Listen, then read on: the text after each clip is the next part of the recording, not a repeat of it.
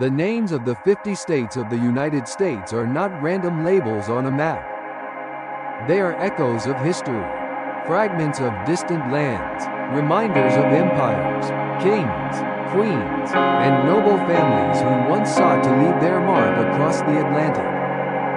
Some names come from Native American words, others from Spanish explorers, but many, perhaps the most prestigious, were born from England and the royal houses of Europe.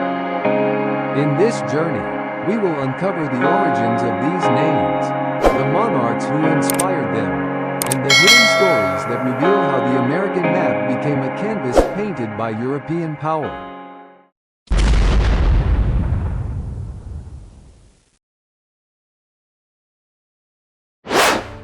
Virginia, the Virgin Queen's legacy. Our journey begins with Virginia. Named after Queen Elizabeth I of England, the Virgin Queen, who never married and dedicated her reign to the nation.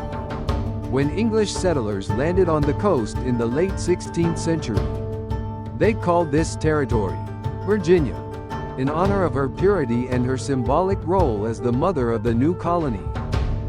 For the English crown, this was more than flattery, it was propaganda.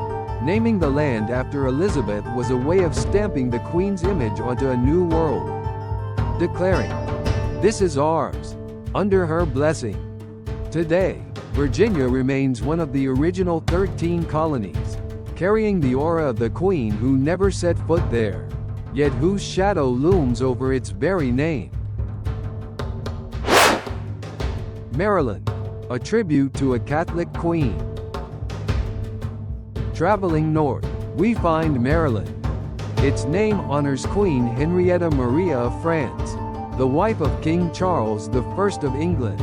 She was a Catholic queen at a time when England was deeply divided by religion.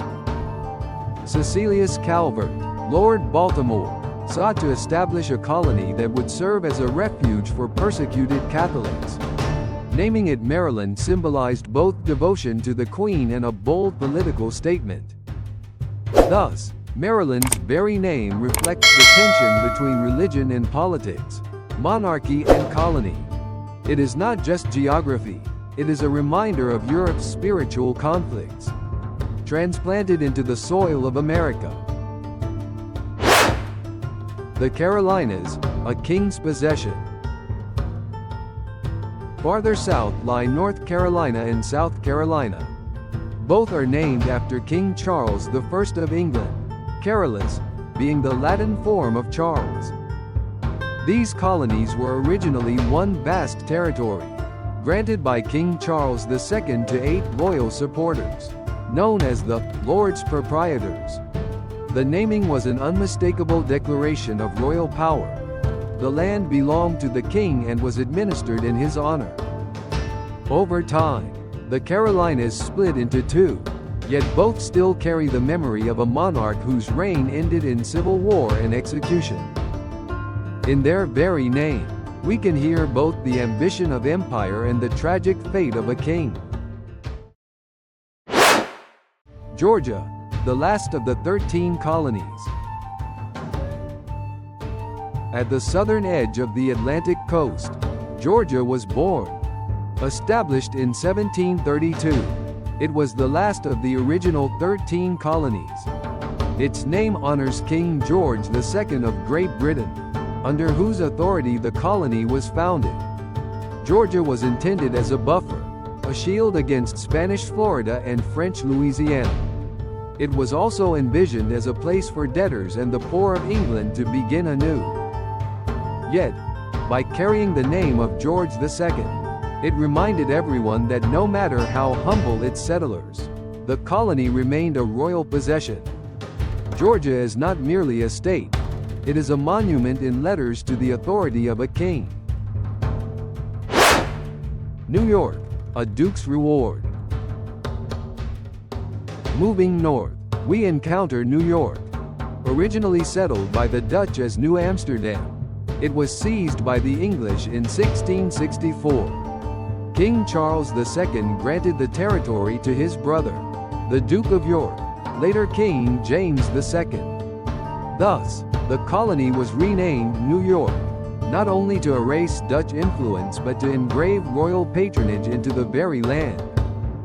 Every mention of New York was a reminder. This city, this harbor, this vital stronghold, was the Duke's prize. Today, New York is the beating heart of America, yet its name still whispers of dynastic ambition. New Jersey, the Channel Island connection. Across the river lies New Jersey. This name is not royal in the same sense as others, but it is deeply European. It comes from the Isle of Jersey, one of the Channel Islands, a possession of the English crown. Sir George Carteret, one of the colony's founders, was a native of Jersey and had remained loyal to the king during the English Civil War.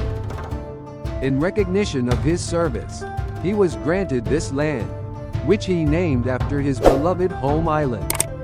Thus, New Jersey's name reflects both loyalty to monarchy and the transplantation of European geography onto American soil. Delaware, the Lord's River. Next, we find Delaware. Its name honors Thomas West, the 3rd Baron de la Warr, an English nobleman who served as governor of Virginia. Though he never set eyes on the river or the bay that bear his title, his name traveled farther than he ever could.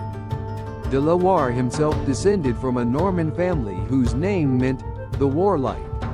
How fitting, then, that an entire state should inherit this martial heritage.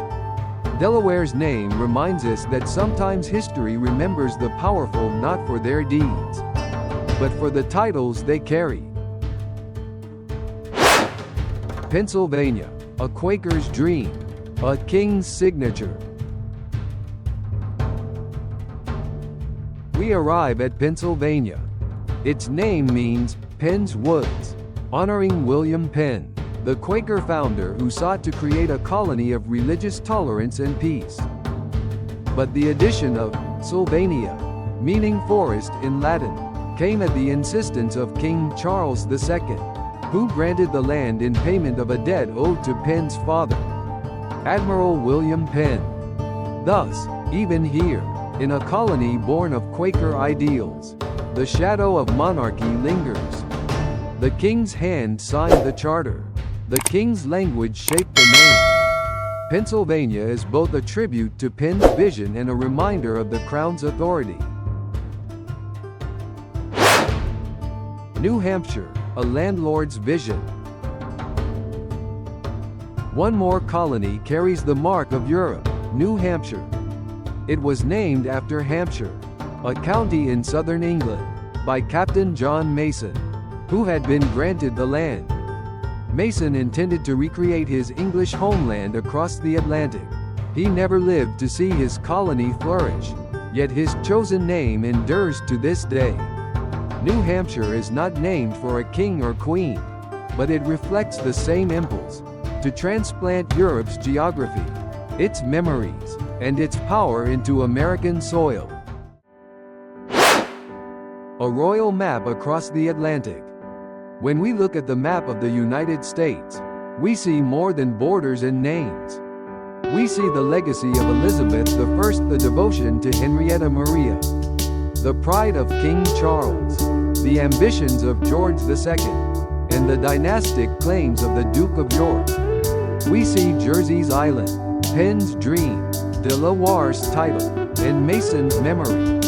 Together, these names form a mosaic of Europe's influence, carved into the American landscape. They remind us that the United States, often celebrated as the land of freedom and independence, was once a canvas painted by monarchs, nobles, and empires. Every time we say Virginia, Maryland, Georgia, or New York, we echo the voices of kings and queens long gone. And perhaps, in those echoes, we hear the deeper story, how the old world sought to shape the new, leaving behind not just colonies, but names that still carry the weight of history.